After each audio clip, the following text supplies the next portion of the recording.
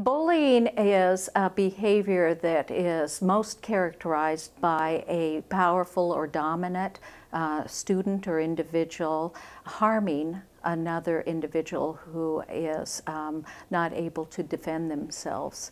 And it's repeated is another issue, or part of what being a bully is. We can differentiate bullying from behavior that is undesirable, that occurs once, teasing, name-calling, even physical aggression that doesn't have a pattern to it. That's a different category of behavior than bullying is. Bullying is about power. Bullying is about domination. And that's what makes it different in terms of how schools and parents and communities respond to it as opposed to conflict.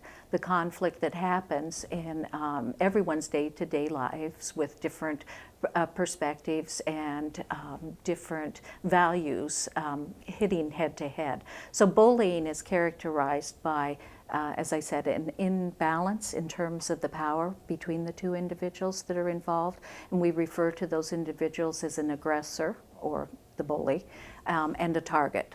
The child or the individual that is subjected to that aggression from the more dominant individual. And it's, as I said, about power, and it's about doing harm. So many children's lives have been lost as a result of bullying, and our national leaders as well as our state leaders, individuals, parents have stepped up to say it's time to put a stop to this. You know, bullying has a long history in our humanness. It is not something that's new to our societies, new to the way that people do business. It's been with us far too long. And as an educator, I'm encouraged and very hopeful in terms of the work that's being done now to really set the goal of eradicating bullying from our society, from our schools, and from our communities. And that's the work that we've really started to undertake in a very thoughtful, sequential process that was really kicked off with the state passing legislation that required schools to put in place plans that were around prevention as well as a response to bullying.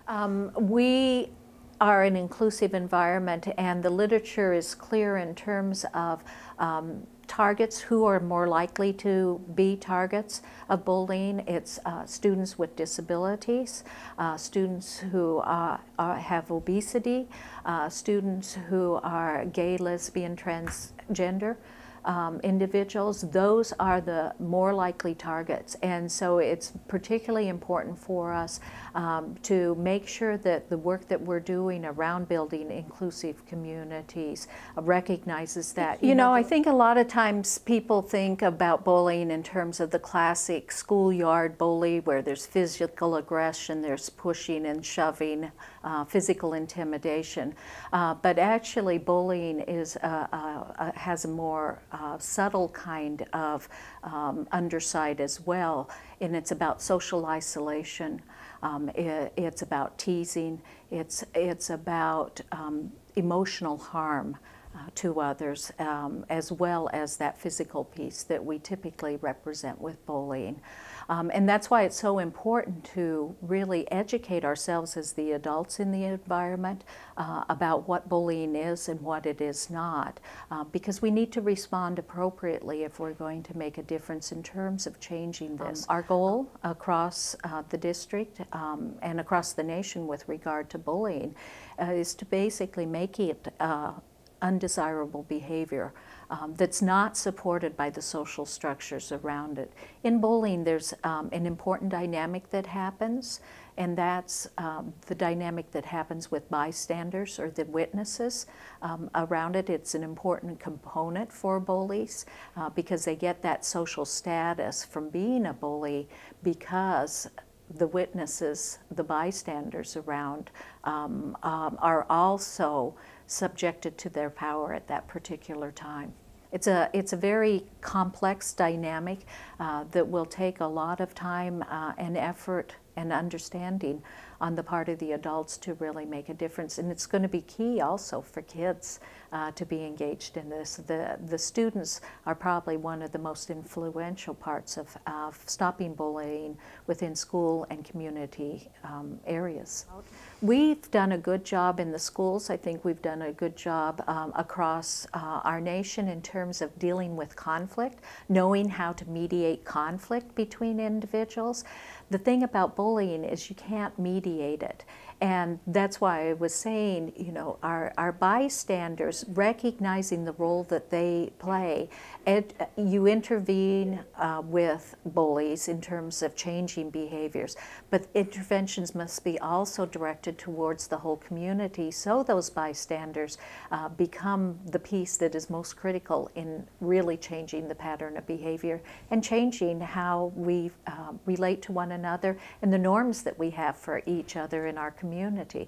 We want to make it so children are persuaded not to see bullying as something that's acceptable, that can go on. We want them to see bullying as an undesirable behavior that they don't want to provide any kind of support to in their role as a friend or as a community member. Well, cyberbullying is part of a definition. If you look at a formal definition of bullying now, it includes cyberbullying because bullying can be done through electronic means.